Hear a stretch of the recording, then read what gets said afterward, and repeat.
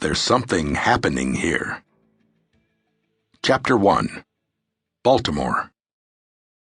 The sidewalk before him bucked and heaved, blown askew by high winds howling through the night. Oh, wait. No, let's edit that. There was no bucking and heaving. Ditto with the blown askew and the high winds howling through the night. It just seemed so to Aptapton, because the winds that toyed with the stability of the sidewalk howled, only through his own mind. They were zephyrs of vodka, and they'd substantially loosened his grip on the solidity of the little chunk of earth that lay between the bar he'd just exited and the house where he lived a few hundred yards ahead. Aptapton, alcoholic, writer, success, melancholiac, and gun guy, was in a zone that might be called greater than a buzz but less than a full staggering drunk. He was one sheet to the wind, you might say. Happy, happy, happy, happy, as 3 vodka martinis will do to a fellow with only moderate capacity for drink. And what lay ahead, although slightly challenging, didn't really seem insurmountable. After all, he had to walk only another few feet, cross the street, and then— Digression. Pause for autobiographical interlude. It's allowed when under the influence. One thing suggests another, and in this case the suggestion is appropriate. The street was called Light, and that suggested a kind of hopeful conclusion to the evening. Light as in light of heart, light of spirit, light at end of tunnel, light as in amusing, fey, witty, light as symbol of hope and life, but also light as in light for all.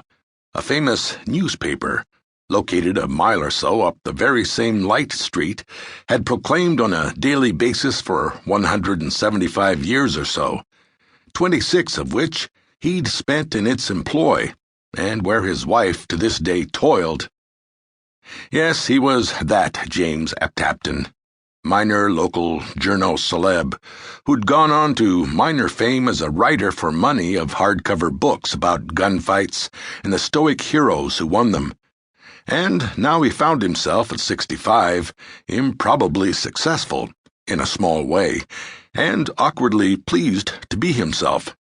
He had it all: beautiful wife, a couple of mil, a nice house in a fabulous part of town, a minor reputation, enough to take some pleasure in, a grand future, a munificent multi-book contract, a really cool project ahead, and a lot of guns.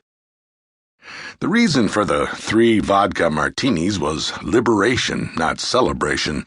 His wife was absent. Ha ha ha, too bad for her. She was at some newsroom woman thing, birthday party maybe. Why did women take birthdays so seriously, by the way? And so he'd wandered on his own to the nearby bistro, had a burger with a bud, and then V1, which weakened his resolve to resist V2, which shattered his resolve to resist V3.